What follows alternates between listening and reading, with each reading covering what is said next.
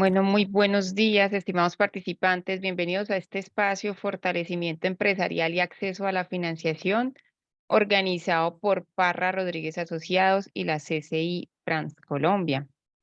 En el día de hoy nos acompañan Valentina Wagner Gutiérrez, quien es asociada en Parra Rodríguez Abogados.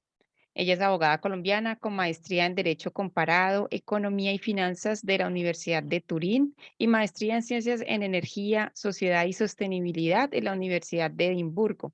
Actualmente, Valentina es asesora eh, asesora a clientes nacionales e internacionales en transacciones de financiamiento estructurado sostenible, monitoreo, creación y transformación de sostenibilidad empresarial.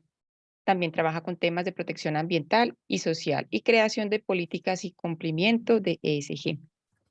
Nos acompaña igualmente Juan José Goyeneche, quien es asociado en Parra Rodríguez Abogados. Él es abogado con especialización en Derecho Tributario. En la actualidad asesora a clientes nacionales y extranjeros en sus proyectos en Colombia y en áreas de derecho comercial y tributario. Y hoy es líder del proyecto Parra Rodríguez Asociados Emprende. Daniela Pérez es abogada colombiana con estudios en Derecho Internacional de la Universidad de París I Panteón, Sorbonne. En Parra Rodríguez Abogados también asesora a clientes nacionales y extranjeros en sus proyectos en Colombia en las áreas de Derecho Corporativo, Fusiones y Adquisiciones y Contratos. Les recordamos que esta charla está siendo grabada y la encontrarán en nuestra página web www.france-mediocolombia.com en la parte de eventos retrospectiva. Agradecemos nos dejen todas sus preguntas u observaciones en la zona de QA y nuestros invitados las van a contestar al final de este espacio. Muchas gracias a todos y bienvenidos. Muchísimas gracias, Adriana, por esta introducción y, por supuesto, a la Cámara por organizar este webinar, así como a todos los asistentes por acompañarnos en este evento. Hoy queremos mostrarles algunos aspectos que consideramos son de actualidad para que sus empresas estén sólidas desde el punto de vista legal y también algunos temas novedosos sobre acceso a financiamiento. Hoy queremos referirnos brevemente a temas que pues, también nos generan a veces muchísimas dudas y no nos referimos, por ejemplo, a las obligaciones diarias o normales que son, por ejemplo, declarar impuestos o pagar impuestos, cumplir con obligaciones corporativas de renovación de matrícula mercantil o pagar la seguridad social de nuestros empleados. No, realmente queremos referirnos a temas que de pronto son en este momento muy de actualidad y también pues que nos generan muchísimas inquietudes en algunos momentos. Y por eso vamos a referirnos a temas que son justamente el trabajo no presencial, el tema de protección de datos, el nuevo sistema de información cambiaria. Rápidamente también vamos a hablar de compliance y beneficiarios finales. Y finalmente, unos temas sobre acceso a financiamiento. Entonces, le voy a dar aquí el paso a mi colega Juan José Goyeneche para que nos hable un poco del trabajo no presencial.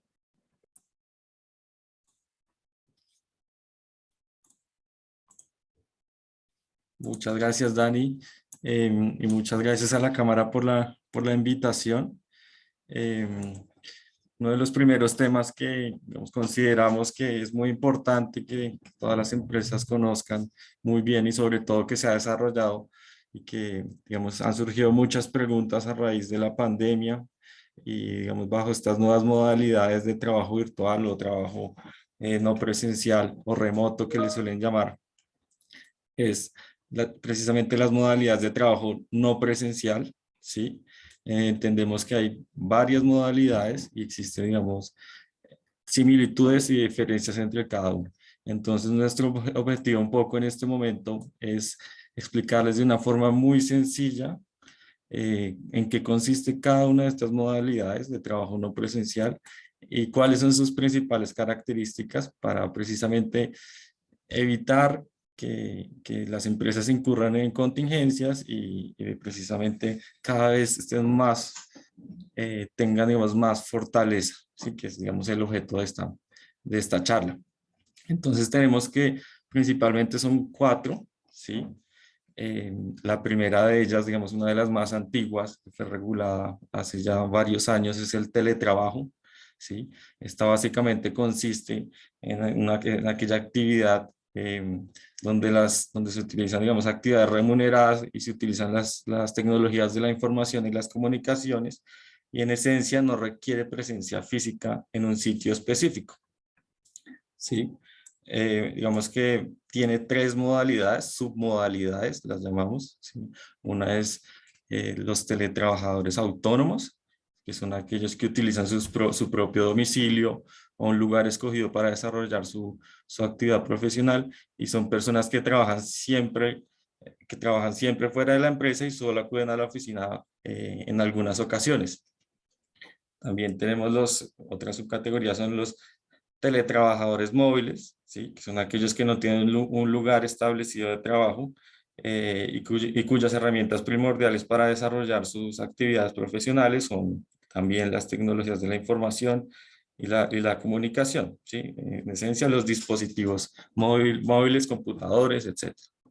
Y por último, tenemos uno que es muy común, que son los teletrabajadores suplementarios, ¿sí? Que son aquellos que laboran 2 o 3 días a la semana en su casa y el resto del tiempo lo hacen en la oficina, ¿sí? Entonces, un poco ejemplo de este último es el esquema 3x2 que se suele escuchar mucho en las empresas, que consiste en que se trabaja 3 días en la oficina y 2 en casa, ¿sí? O sea, acá es donde encajaría el sistema híbrido que muchas empresas están empezando a implementar, ¿sí?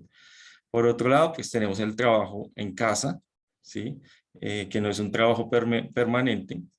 Se dan situaciones extraordinarias, excepcionales, porque por cualquier situación se dificulta trabajar en un sitio de trabajo, ¿sí? En un sitio específico.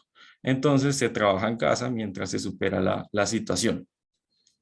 Ejemplo típico de este es, por ejemplo, cuando hay un paro, ¿sí? Que me impide ir a la empresa a prestar el servicio.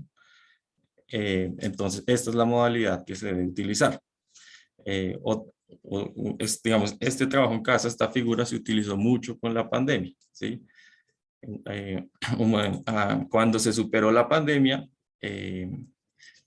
ya tuvieron que volver todas las personas a trabajar en su empresa. Recientemente se reguló otra figura que es el trabajo remoto, ¿sí? Que ya no estamos hablando de algo permanente, ¿sí? Ya desde el inicio del contrato nos está diciendo que es un lugar diferente, ¿sí? Es decir, desde el inicio hasta el final del trabajo se va a trabajar de forma remota, ¿sí? Esa es la característica. Incluso para suscribir el contrato se debe hacer de forma electrónica, ¿sí? Esto se utiliza o está muy pensado es para digamos, las empresas digitales, ¿sí?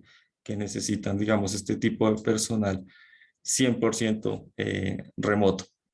Y por último, uno que incluimos también, digamos que no tiene un cuerpo normativo como los tres que acabo de mencionar, es el home office, que lo llamamos así, que básicamente es un beneficio reconocido por el empleador, voluntario y unilateral, para que trabaje cierto tiempo, por lo general cortos periodos de tiempo desde la casa, ¿sí? Suele estar asociado con bonificaciones, beneficios. Por ejemplo, la persona que tenga, no sé, que se desempeñe, que cumpla sus metas, va a tener derecho a un día de home office, algo de ese estilo, ¿sí?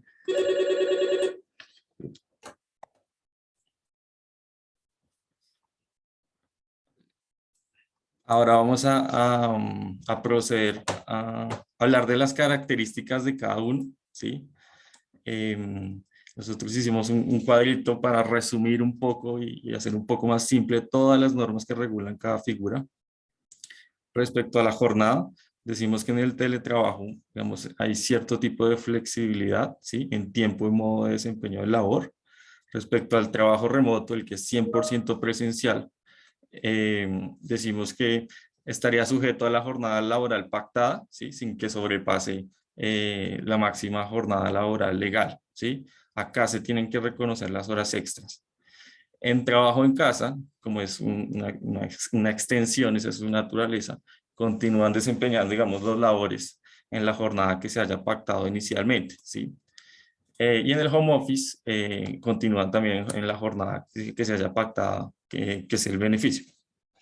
Respecto a la formalización, el teletrabajo pues debe estar consignado en el contrato, ¿sí? O se debe hacer un otro sí, ¿sí? El trabajo remoto del mismo modo, y en trabajo en casa sí puede ser un poco, digamos, más flexible esa formalización, y basta con una solicitud escrita del trabajador y por supuesto con la respuesta del empleador aceptando esta solicitud, o por decisión unilateral del empleador, ¿sí? No es, digamos, tan rígida, no hay que modificar el contrato en este caso.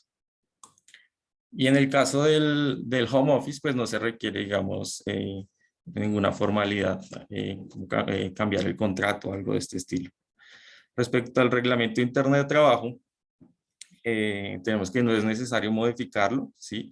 Pero sí es necesario que esté consignada una política interna, ¿sí? En el trabajo remoto tampoco es necesario modificar el reglamento interno de trabajo, al igual que el trabajo en casa, ¿sí?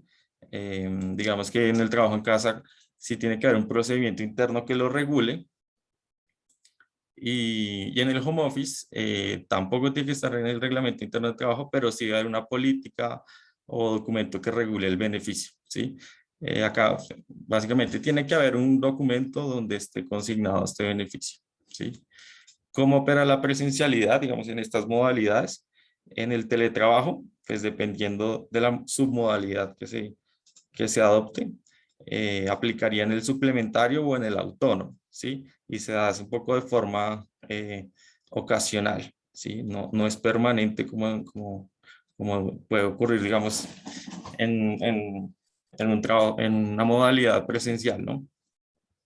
En el trabajo remoto, sí está muy limitado, digamos que la norma establece 2 o 3, digamos, causales en las cuales se puede, digamos, trabajar desde la oficina, y es cuando se necesita, digamos, verificar los equipos, hacerle mantenimiento a las herramientas de trabajo y se necesita que el trabajador vaya presencial a la sede de la empresa. Este caso, pues, es permitido. Y cuando digamos, está en un proceso disciplinario sancionatorio donde el trabajador tiene que ir digamos, a hacer los descargos. Estos, digamos, que son los dos escenarios que reunimos y que son como la excepción de ese 100% de presencialidad, ¿sí? Respecto al trabajo en casa, pues es una vez se superen las circunstancias excepcionales que dieron origen a ese trabajo en casa, ¿no? Entonces se supera, por ejemplo, el paro, entonces al día siguiente se vuelve a la oficina. Lo mismo con el COVID, se superó la emergencia del COVID y se vuelve a la oficina, ¿sí? Respecto al home office, digamos que ya es unilateral, ¿sí? Ya, digamos, lo que diga el empleador. Eh, Nuestra sugerencia y bajo nuestra experiencia es que no sea más de 2 días para evitar que se confunda con otras figuras, ¿sí? Entonces, esto es muy importante tenerlo en cuenta. Se tiene que reportar al Ministerio del Trabajo solo en el teletrabajo, ¿sí? En las demás figuras no. ¿Cómo operaría el derecho de desconexión? En todas las figuras se tiene que garantizar. Es decir, no se, digamos, no se le pueden enviar mensajes a altas horas de la noche pidiendo trabajos. En todo se tiene que respetar, digamos, lo que esté consignado, los horarios que estén consignados en el contrato. Respecto a las capacitaciones que se tienen que hacer en el teletrabajo y en el trabajo en casa, es donde se exige que se hagan, ¿sí? En el teletrabajo se debe hacer previamente sobre 2 temas: prevención de riesgos laborales, ¿sí? De enfermedades laborales, y sobre las tecnologías de la información, cómo utilizar el computador adecuadamente, cómo hacerle mantenimiento, bueno, todos estos temas. Y en el trabajo en casa previamente, pero sobre las tecnologías de la información específicamente, ¿sí? Respecto a las herramientas de trabajo, la regla general es que el empleador, en todas, el empleador tiene que suministrarlas, ¿no? Tiene que suministrar el computador, el mouse, bueno, dependiendo de la labor que vaya a desempeñar. Como excepción, podrá, digamos, haciendo un pacto con el trabajador, acordar que el trabajador podrá, pues, utilizar sus equipos propios Y también se puede pactar que se dé una compensación por el uso de estas herramientas de trabajo, ¿sí? Todo esto tiene que quedar muy bien consignado en el contrato, pero todas, digamos que todas las figuras lo permiten, ¿sí?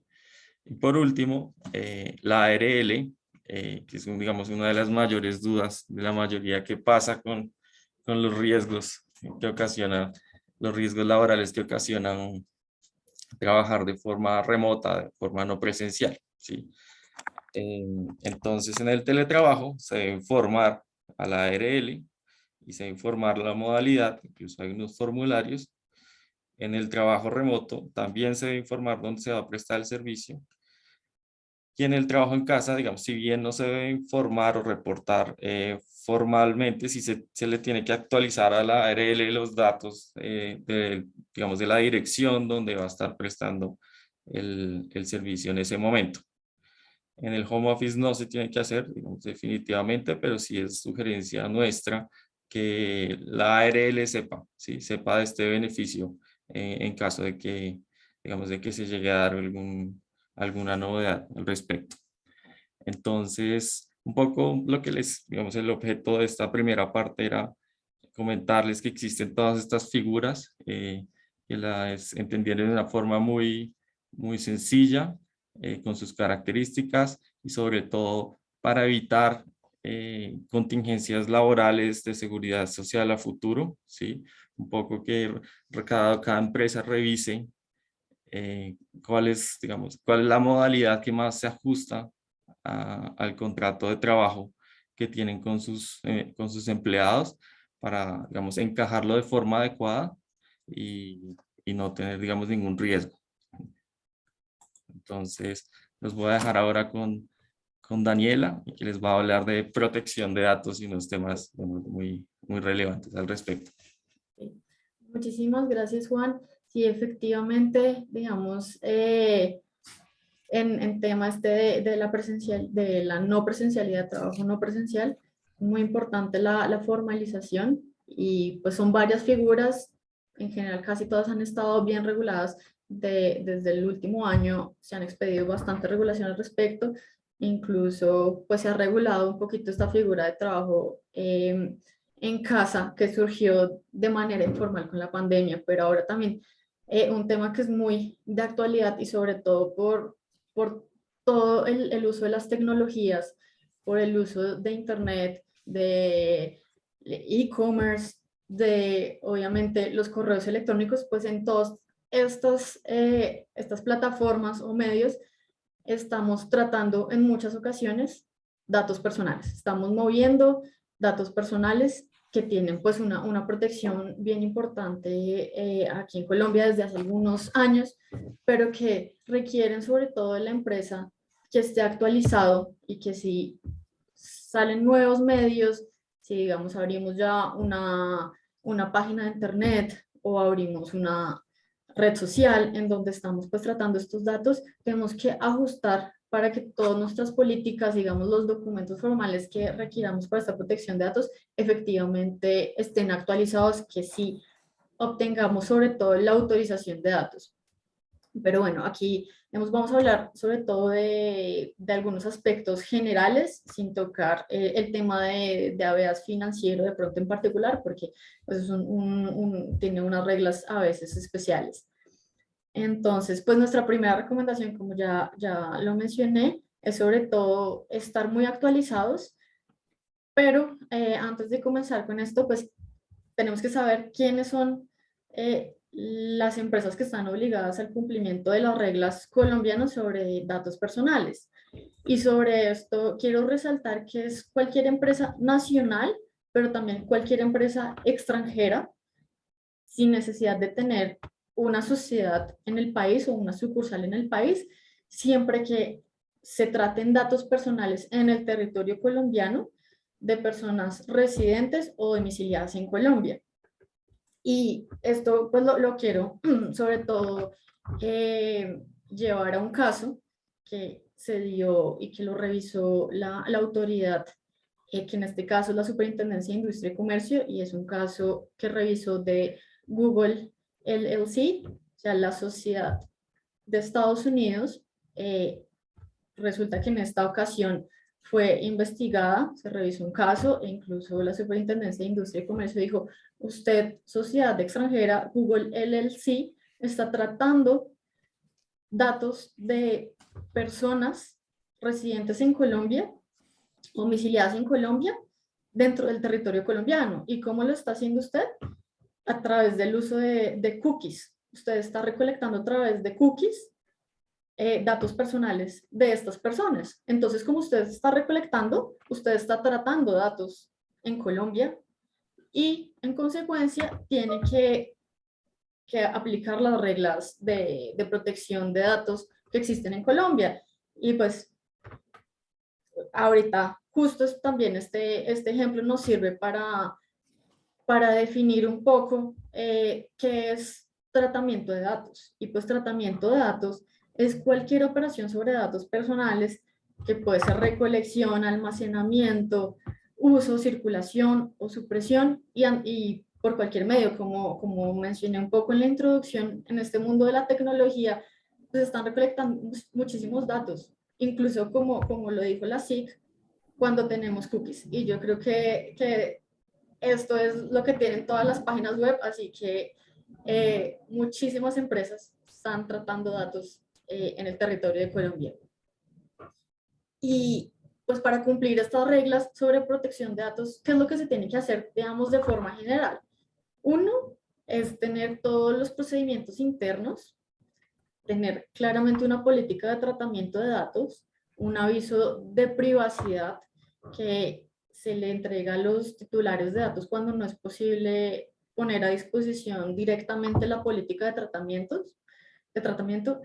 Y algo que es supremamente importante son las autorizaciones del titular. Y autorizaciones del titular que pueden ser usuarios, pueden ser clientes, pueden ser proveedores. Sobre esto es muy importante la formalidad también y tener registro de todas las autorizaciones de los titulares, revisar si de pronto se están tratando datos de menores de edad o datos que pueden ser sensibles, como pueden ser datos sobre la historia médica. En esos casos, pues además hay unas formalidades sobre la autorización del titular que tiene que ser expresa. Y adicional a esto, como todo esto queda pues almacenado en unas bases de datos, existe pues el Registro Nacional de Bases de Datos que se tiene que actualizar anualmente siempre que una empresa pues cumpla con unos topes de acuerdo con sus estados financieros de activos totales al año inmediatamente anterior. Pues en este momento estamos hablando 2022, unos 3.600 millones de pesos más o menos en activos para el Registro Nacional de Bases de Datos. Pero pues todas las obligaciones sí vienen para lo que vimos que son de todas las empresas que tratan datos en Colombia. Y por último, sobre este tema, queremos hablar rápidamente sobre los incidentes de seguridad. Digamos que están estas obligaciones generales que son un poco formales y que, digamos, pueden estar documentadas, pero hay algo que no se ha desarrollado tan bien en todas las empresas o no le han puesto mucho cuidado, y es que efectivamente cuando tratamos datos pueden ocurrir incidentes de seguridad.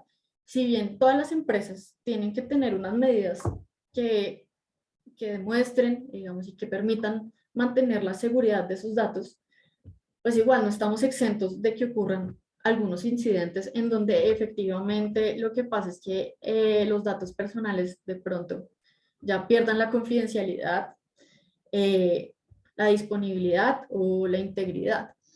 Y esto queremos también llevarlo a un caso que conocimos muy particular de una empresa que estaba contratando a una persona y este proceso de contratación pues lo estaban manejando por correo electrónico. Estaba una cadena de correos electrónicos en donde estaban compartiendo la información de esta persona, incluyendo sus datos personales.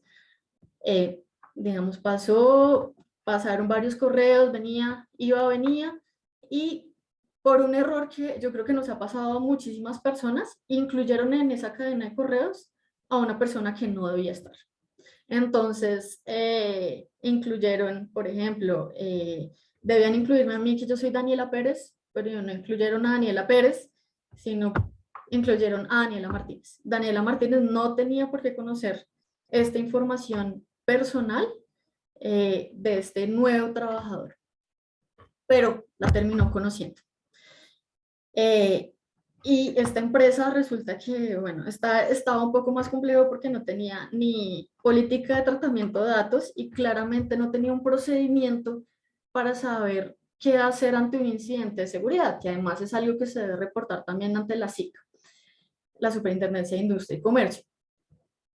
Pues realmente no había nada escrito para esta empresa para poder hacer o para, digamos, poder mitigar sobre todo este evento en donde pues una persona podía estar afectada y los datos personales de una persona estaban pues en riesgo.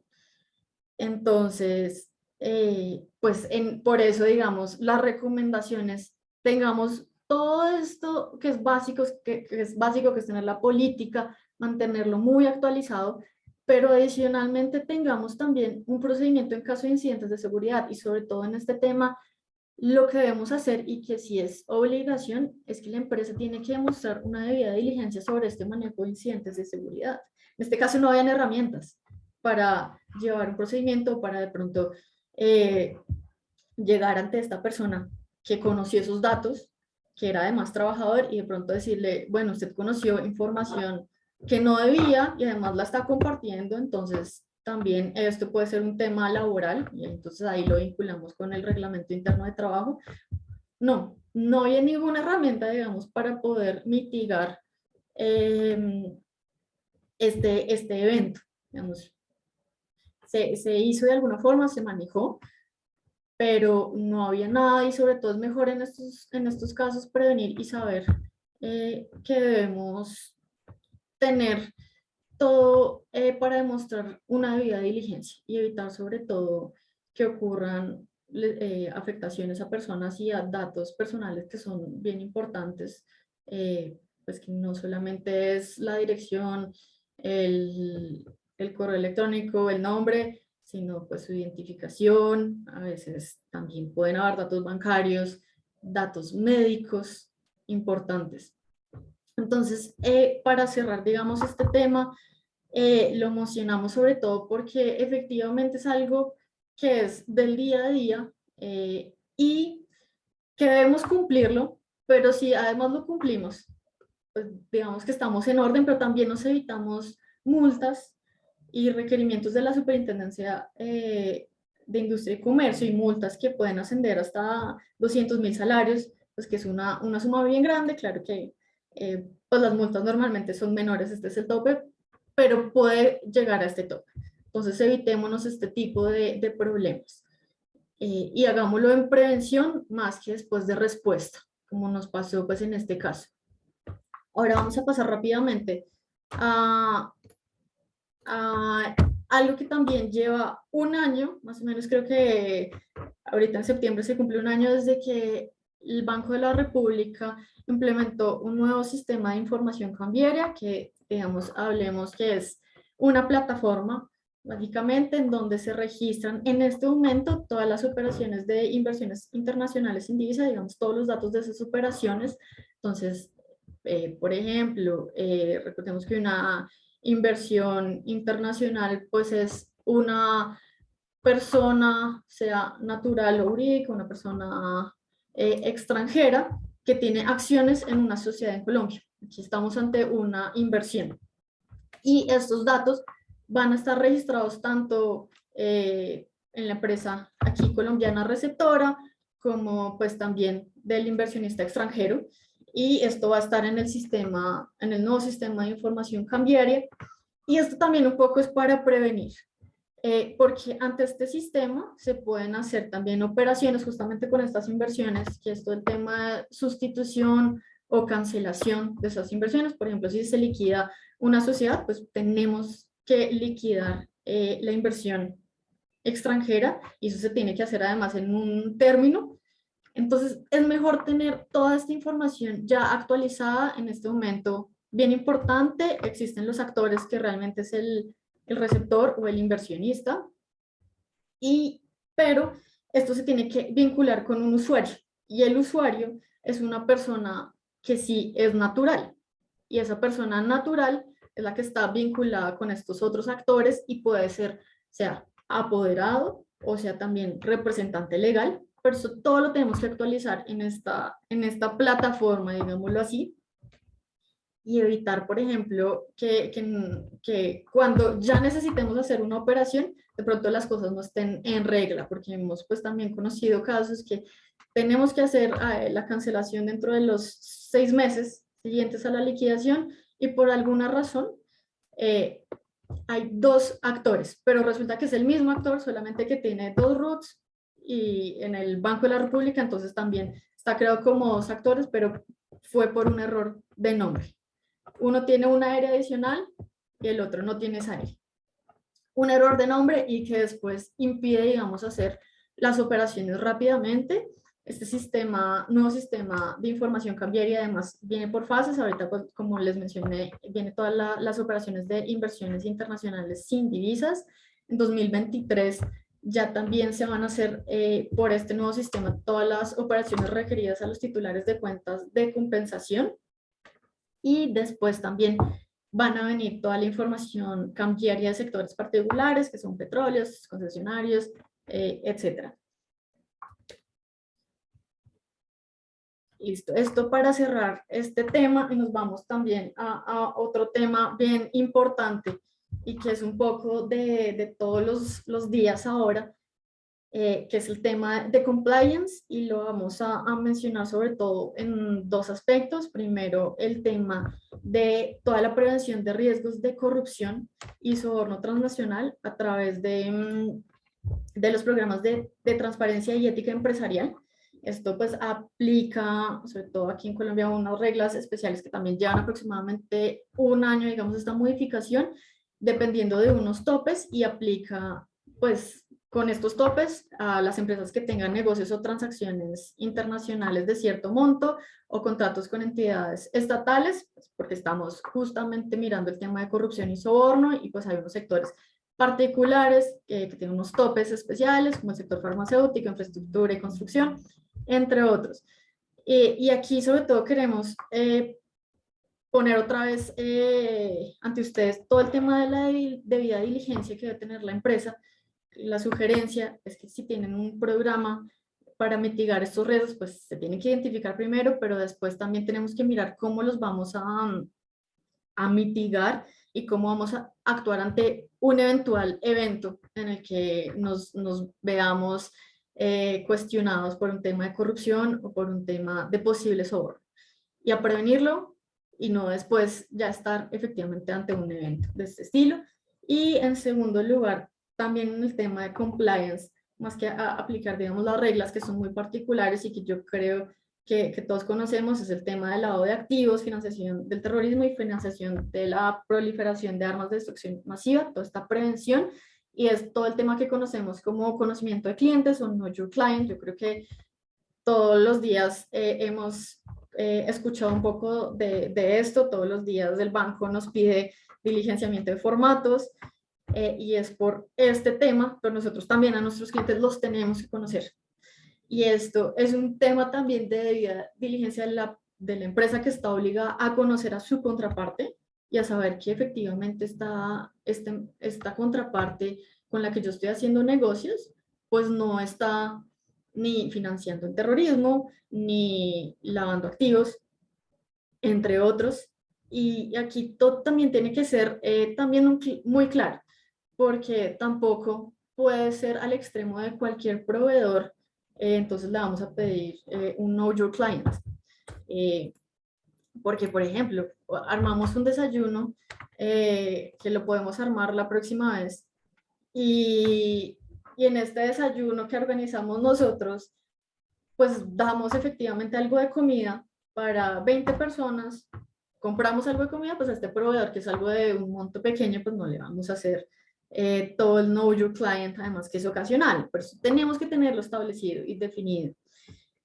Y ya para hacer la transición rápidamente, también pues en este tema de compliance tenemos que tratar de encontrar cuál es el beneficiario final de la contraparte. Digamos que esta es la idea de conocer al cliente. Y para el tema de compliance, porque ahorita vamos a ver también este tema de beneficiario final, tenemos que demostrar la debida diligencia de tratar de encontrar este beneficiario final de mi contraparte. Entonces, si mi contraparte me dice, no, es el representante legal, pero de pronto no es tan cierto y nosotros tenemos que tratar de indagar quién es el beneficiario final, o si digamos no lo logramos identificar, entonces, ¿qué hacemos con mi contraparte? Seguimos teniendo relaciones con esta contraparte que de pronto es sospechosa, la que no me da toda la información, o de pronto yo termino la relación, pero también mirando caso a caso y sobre todo tener un procedimiento para que quede documentado cómo debería quedar la decisión. Y ya bueno, con este tema pasamos al tema ya de beneficiarios finales, que es una obligación nueva y que Juan José nos va a contar. Claro que sí, muchas gracias, Dani. Digamos que a raíz de las directrices de la OCDE, Colombia, en cabeza de la DIAN, implementó una nueva regulación sobre el reporte de beneficiarios finales, ¿sí? Digamos que se suma a todos los esfuerzos que se han tenido en materia de compliance, que nos mencionó Daniela. Entonces, un poco para empezar, sí me gustaría explicarles cuál es la diferencia entre beneficiario legal y beneficiario final, ¿sí? ¿Qué es eso de beneficiario final? Cuando hablamos de beneficiario legal, ¿sí? Que no es una definición que esté, digamos, propiamente dicha en la norma, tenemos que entender que es aquel que tiene el título, digamos, legal del bien, del activo, ¿sí? El que tiene la propiedad aparente, ¿sí? Por ejemplo, una persona jurídica, una estructura sin personería o incluso una persona natural. Cuando hablamos de beneficiario final, acá lo que buscamos es ver quién está detrás de esa estructura, ¿sí? ¿Quién está detrás de esa persona jurídica? ¿Quién tiene la titularidad final? ¿Quién controla esos activos? ¿Sí? ¿Esto con qué fin? Con los fines que nos comentaba Daniela, con fines de evitar la evasión tributaria, el lavado de activos, la proliferación del terrorismo. Es por esto que está muy ligado a este concepto y a estas, digamos, estas directrices de compliance. Digamos, la más reciente regulación de la DIAN nos exige que se debe hacer un reporte de beneficiarios finales, se llama, bajo ciertas condiciones. Entonces nos dice que hay unos beneficiarios finales y nos define quiénes son los beneficiarios finales para este propósito, ¿sí? Esencialmente son tres, ¿sí? Beneficiarios finales. Beneficiario final siempre va a ser una persona natural, ¿sí? La norma nos dice que va a ser aquella persona natural que sea titular del 5 o más del capital o capital de los derechos de voto, o que goce del 5 o más de los activos o utilidades, ¿sí? Digamos que en otras jurisdicciones este porcentaje suele ser mayor, el 15%, el 25%, pero en Colombia, digamos, se decidió que fuera el 5%. También está la persona natural que ejerza, digamos, control sobre la persona jurídica, ¿sí? También la norma nos define qué se debe entender por control, ¿sí? Y nos dice que básicamente es quien ejerce, quien toma esas decisiones relevantes para la administración, ¿sí?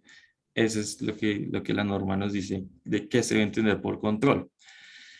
Si definitivamente bajo los criterios anteriores no se encuentra quién es el beneficiario final, el que será el beneficiario final, el que se deberá reportar, mejor dicho, es el representante legal o quien tenga mayor autoridad cuando no se identifique, ¿sí?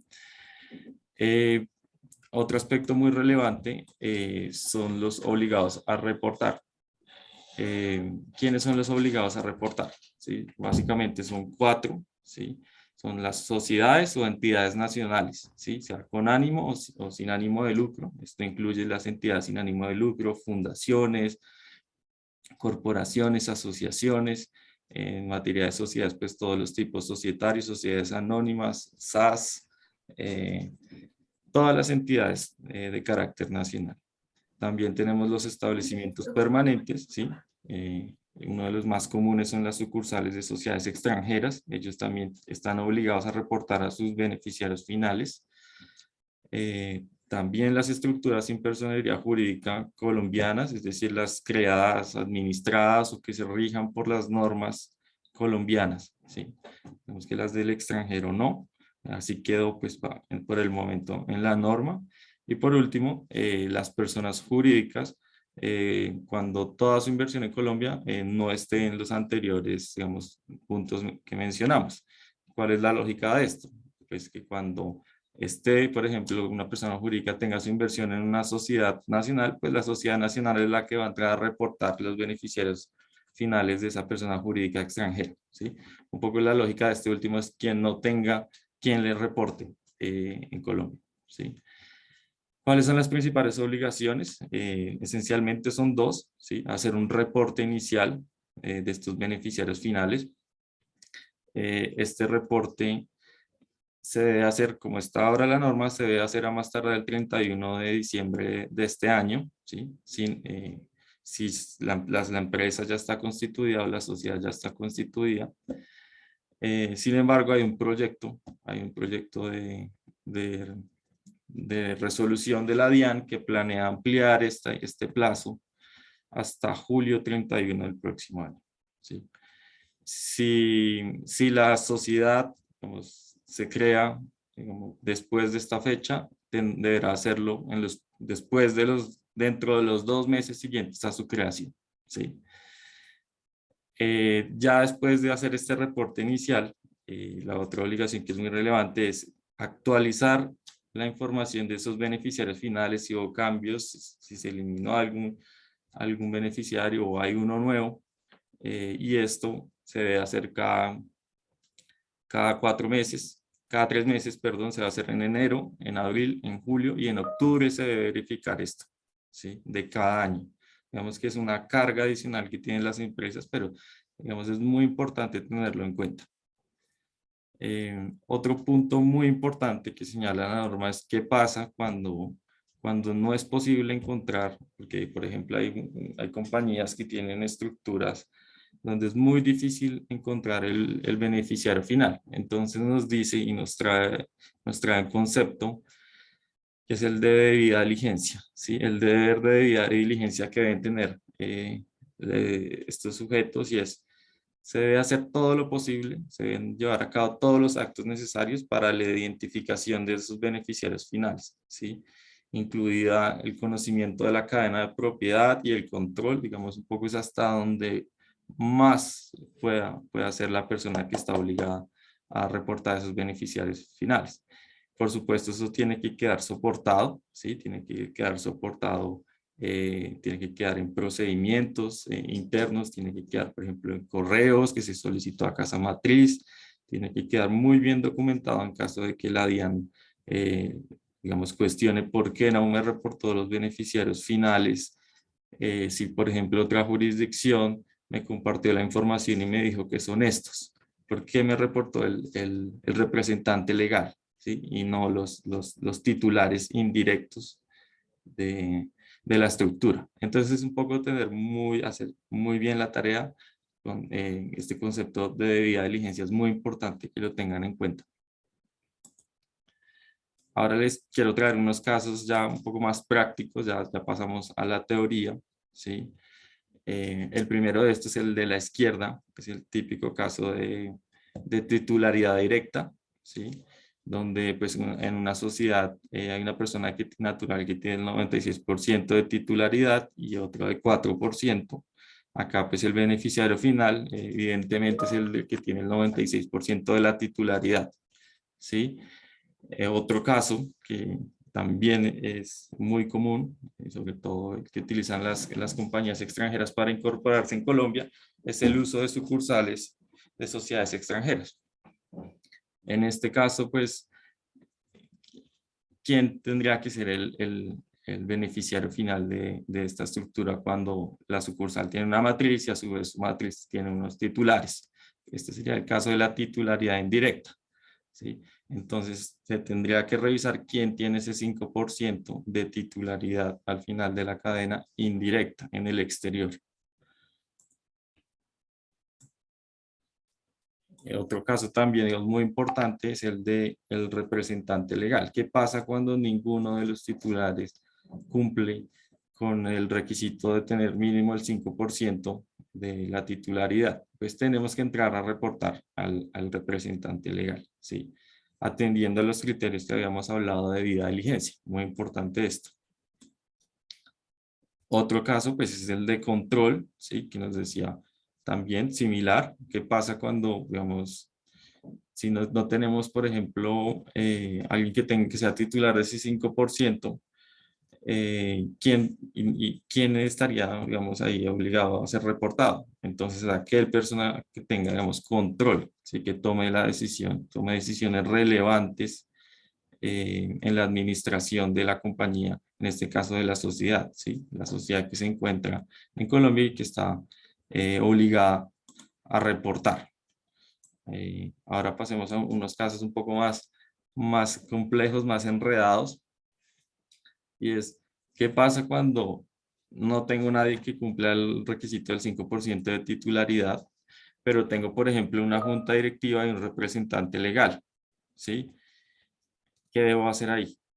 Lo que debo hacer es identificar quién es el que tiene mayor autoridad, ¿sí? Por lo general en la junta directiva hay una figura que tiene mucha autoridad y esta tiene que ser la reportada. Nos pasaba, por ejemplo, en un caso de una entidad sin ánimo de lucro, ¿sí? Evidentemente ellos no tienen accionistas, pero entonces nos preguntaban, bueno, ¿a quién debo reportar si la junta directiva está compuesta por tantas personas? ¿Sí? Entonces, en este caso es muy importante utilizar la figura de aquel que ostente la mayor autoridad. Y en este caso particular, era una persona en la junta directiva que es la que tomaba, digamos, todas las decisiones, la que dirigía la junta directiva y tenía mayor autoridad que el representante legal, ¿sí? Acá es muy importante revisar los estatutos de la compañía, los estatutos de la entidad para ver cómo están las funciones de cada una de estas personas para identificar esto y soportar muy bien quién sería el beneficiario final. Acá hay un caso muy particular y es el caso de conjuntamente, si lo llamamos así, el caso conjuntamente, porque la norma dice que beneficiario final es aquel que tiene el 5%, ya sea individual o conjuntamente, ¿sí? Esta misma norma nos dice que conjuntamente se refiere a, digamos, cuando se tiene una relación, un vínculo de hasta segundo grado de consanguinidad, ¿sí? Entonces acá, como vemos en este esquema, si bien no se cumple el 5%, digamos, de titularidad, aparentemente, cuando revisamos, por ejemplo, que dos de los accionistas o de los titulares de la sociedad son hermanos y, digamos, suman ese porcentaje, pues se tienen que reportar a estas dos personas. Entonces hay que, digamos, tener muy presente este criterio de conjuntamente y evaluar este tema de segundo grado de consanguinidad. Por último, pues quería traerle dos casos que son muy comunes en las sociedades extranjeras, ¿sí? Uno de estos es el típico caso donde una sociedad extranjera tiene, por ejemplo, un inmueble en, en Colombia, ubicado en Colombia, por ejemplo, títulos del Tesoro Nacional en Colombia, TES. Acá, ¿quién tiene que reportar? Entonces, como decíamos, como esa sociedad extranjera no tiene quien le reporte que es beneficiario, digamos, final, que es el dueño de ese activo, es la persona que está en el exterior, entonces en este caso la extranjera sí deberá reportar, ¿sí? Entonces deberá inscribirse y reportar estos beneficiarios finales. Hay otro caso muy similar y es qué pasa si ese inmueble hace parte de una copropiedad, ¿sí? O si, por ejemplo, tiene esa compañía del exterior tiene una filial, una subsidiaria en Colombia, una SAS, por ejemplo. En ese caso, pues no deberá reportar porque la copropiedad pues va a tener que reportar quién es el beneficiario final o la sociedad que está en Colombia. Entonces, ese es el típico caso donde la extranjera no tendría que reportar.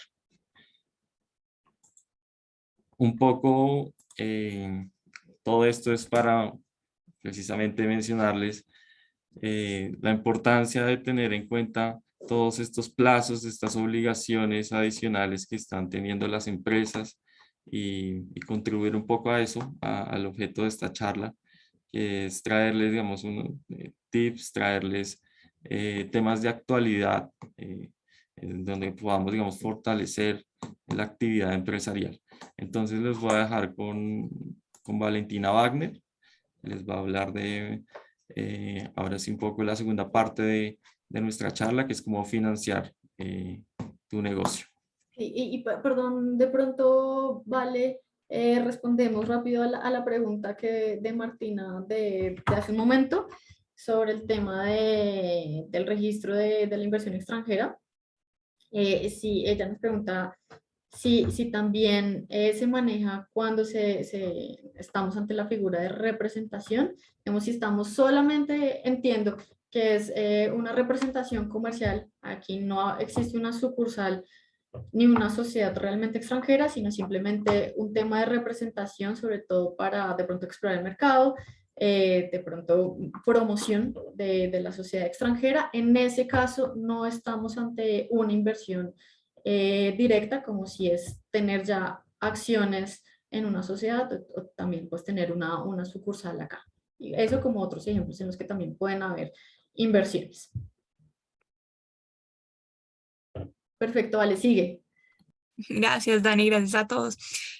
Pues como muy bien lo mencionaron Daniela y Juan José, todos estos temas tan importantes en verdad son el primer pilar y el primer escalón para llegar a la financiación.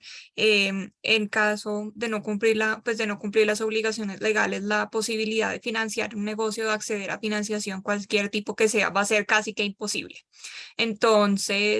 Pero pues hoy en día estamos hablando de temas de financiamiento y pues todos aquí conocemos que podemos ir a un banco y pedir un crédito, que podemos ir a una fiduciaria, cualquier mecanismo, pues mecanismo de banca de inversión a solicitar un crédito.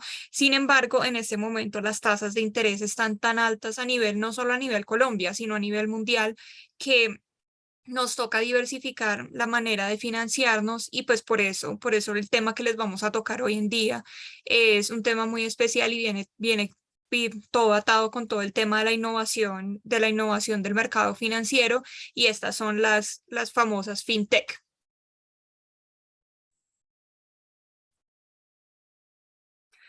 ¿Qué son las fintech? Las fintech son nuevos mecanismos o nuevos modelos de negocio donde aplican la tecnología para transformar procesos, productos, servicios de la actividad financiera tradicional.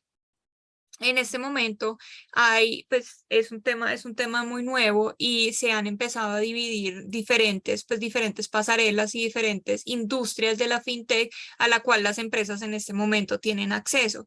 Juan, si me la puedes correr.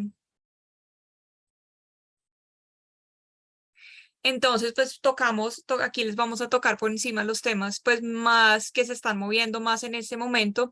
Primero, empezando con pagos digitales, todo el tema de pagos digitales y pasarelas de pago también se considera tema fintech, son pasarelas de pago, los billetes digitales, las redes de correspondencia, las operaciones de giro y transferencias internacionales o remesas, sería fintech. Todo el tema de RegTech. Las RegTech son fintechs dedicadas a apoyar la operación de entidades financieras y se caracterizan por tener una solución estilo Machine Learning, inteligencia artificial, verificación de fraude, identidades digitales, ciberseguridad. Y en conclusión, estas son tecnologías creadas específicamente para la regulación. Entonces, para que podamos diversificar el mercado financiero, las RegTech están llegando a apoyar para abrirle las puertas a la gente que está pensando en solicitar un crédito. Seguimos con el siguiente es el crédito digital, estas son plataformas que colocan créditos a través de internet, valga la redundancia, aplicaciones móviles o web para personas o empresas a través de sus recursos propios. También trabajan en pro de la operación diaria de la banca tradicional.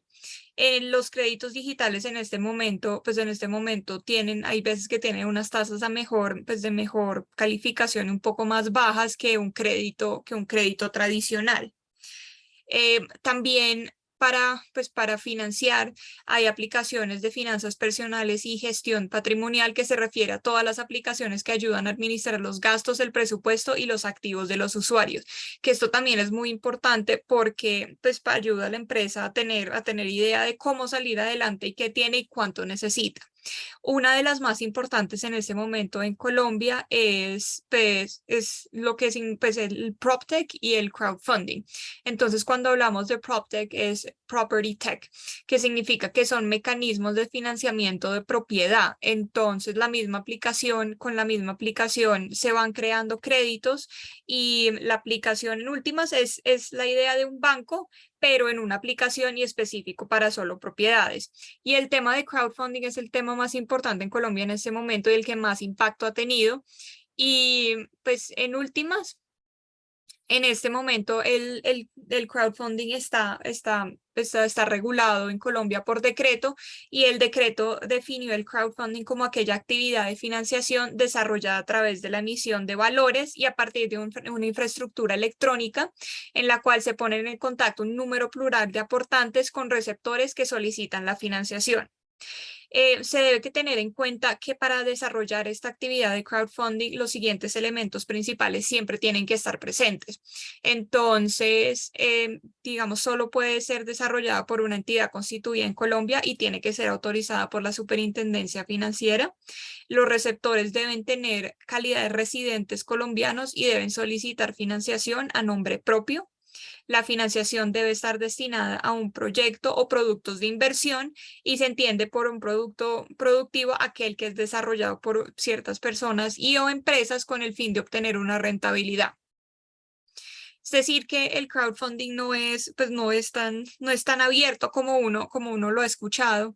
Y en este momento en Colombia las empresas, las únicamente que pueden ejercer esto, tienen que ser sociedades anónimas con objeto social exclusivo o de bolsa de valores o sistemas de negociación. Entonces, cuando hablamos de bolsa de valores en este momento, uno de los proyectos más grandes de la banca es un proyecto que se llama Censo, en el cual es específico para crowdfunding, donde ustedes pueden ingresar y pues tratar de recaudar estos recursos. Se debe tener en cuenta que esto es un tema muy especial y es un tema que en este momento ha causado muchos problemas por todo el tema de captación de dinero. Entonces, en el momento de que los receptores vayan a captar dinero, estos no pueden estar inscritos en el Registro Nacional de Valores Emisores y están obligados a proveer cierta información al público, por ejemplo, cuáles proyectos son, cómo buscan financiarlos, cualquier dato que modifique los datos financieros del proyecto, los planes de negocio, los riesgos del proyecto y cualquier otro derecho de los aportantes. O sea, las condiciones por las cuales ustedes están abriendo este proyecto al público, esto tiene que ser completamente abierto. El decreto pone un límite de 3.000 salarios mínimos mensuales legales vigentes para recaudar, que son aproximadamente 2.000 millones de pesos. Y cuando se trate de aportantes calificados, el monto subirá a 10.000 salarios mínimos, que viene siendo más o menos unos 7.000 millones de pesos. Se debe tener en cuenta que también hay unas reglas especiales para los aportantes, y esto es que él tiene que ser, al ser financiado por un número plural de aportantes, estos pueden ser definidos como calificativos o como aportantes no calificados. Los aportantes no calificados significa que no pueden comprometerse a invertir más de un 20% de sus ingresos anuales de su patrimonio. y se entiende cómo los aportantes calificados son aquellas personas que tienen un patrimonio igual o superior a 10.000 salarios mínimos legales mensuales vigentes, que como les decía son más o menos 7.000 millones de pesos, que tiene un portafolio de inversión de valores. Entonces, distinto a crowdfunding, esto cabe aclararlo, y tiene que ser igual o superior a 5.000 salarios mínimos legales vigentes que cuenten con una certificación de, pues, de organismo de autorregulación del mercado de valores, o que tienen una calidad de una entidad vigilada ante la Superintendencia Financiera. Entonces, pues esto es una opción muy buena en especial para las empresas que tienen proyectos específicos, porque pues no hay tasas de interés. Pues ustedes pueden decidir de cómo van a hacer el crowdfunding, cómo lo van a organizar, y a nivel mundial esto ha tenido una acogida muy grande y es muy bueno, en especial en estos momentos de crisis financiera a nivel mundial, puede ser una alternativa muy buena. Adicionalmente, para aquellas empresas pues, que trabajen en el sector financiero, en el sector, perdón, de todo el tema de aseguradoras, también existe pues, el número 7, que son las InsurTech, que estas son unas aplicaciones que mediante un clic uno puede obtener un seguro de viaje. También existen los neobancos que pues hemos hoy en día tenido más contacto con ellos, como Nubank, Lulobank, que pues son bancos completamente digitales, y lo que hacen es que funcionan 100% a través del celular. Entonces uno puede solicitar su tarjeta de crédito o su crédito como tal directamente por el celular sin tener que ir a una sucursal física. También podemos hablar todo el tema del mercado financiero, pues todo el trading y el mercado bursátil son plataformas. También existen plataformas de negociación de inversores en las cuales uno puede, pues lo van guiando a uno dependiendo de qué hacer o cómo hacerlo. Y pues también existen ya todos estos temas, pues unos ejemplos de las fintechs que han revolucionado el mercado financiero en Colombia. Pues está PayU, está RappiCredit, que es una plataforma que desarrolla y administra y opera las plataformas pues para democratizar la inclusión financiera. Está DaviPlata, está RappiPay, que estas son las que más hemos escuchado en este momento. Pues el mercado, pues obviamente ya todo el tema de la situación financiera a nivel mundial está complicada. Entonces, todo el tema de fintech y todo el tema de que podamos nosotros utilizar mecanismos alternativos para financiarnos, en este momento es algo que está tomando la parada en el mercado, y en especial para aquellos negocios o empresas como startups o emprendimientos que pues necesitan o no pueden cubrir las tasas de intereses que está ofreciendo el financiamiento regular. Y no sé, yo creo que pues aquí termino yo, no sé si tienen dudas o preguntas.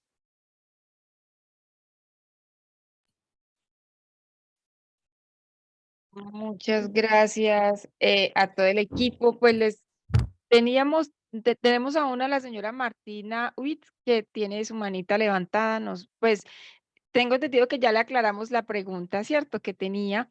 Igualmente, pues de verdad, aunque entramos, ¿cierto? Dentro del área a hablar de temas de pronto pues un poco jurídicas, pero como lo decía, como bien lo aclaraba Daniela, pues hablar del trabajo no presencial, toda esta actualidad jurídica dentro del marco de prevención de riesgos, ¿cierto? Que pueden un día pues afectar a la empresa entra dentro de esta parte de fortalecimiento empresarial.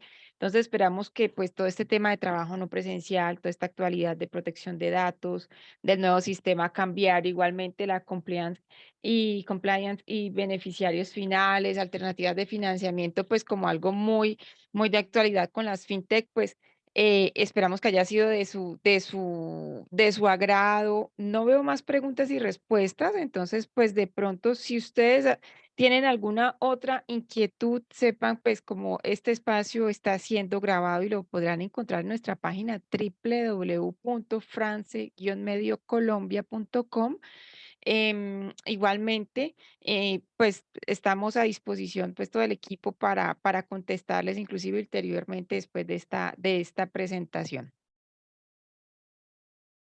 No sé, Daniela, si tienes algo que agregar. No, muchísimas gracias, Adriana, a todos los participantes.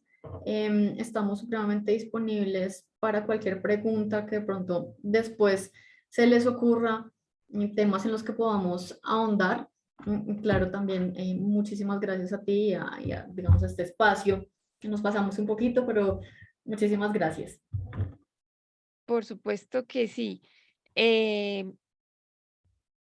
Nuestra página web la voy a colocar acá por el chat. ¿Listo, Martina? Es www.france-colombia.com en la parte de eventos y retrospectiva. Igualmente ahí pueden encontrar todos los eventos que han sido grabados, pues para que ustedes tengan una idea de otros temas también dentro de la actualidad, del marco justamente de cosas que pueden interesar a los empresarios, ¿cierto? Entonces, pues de verdad, todos, muchas gracias por esta participación. Desde la Cámara, pues también nos estamos acompañando. Si tienen sugerencias también sobre otros temas que quieran que abordemos, con mucho gusto nos pueden dejar en la parte de observaciones. Muy amables a todos y excelente día.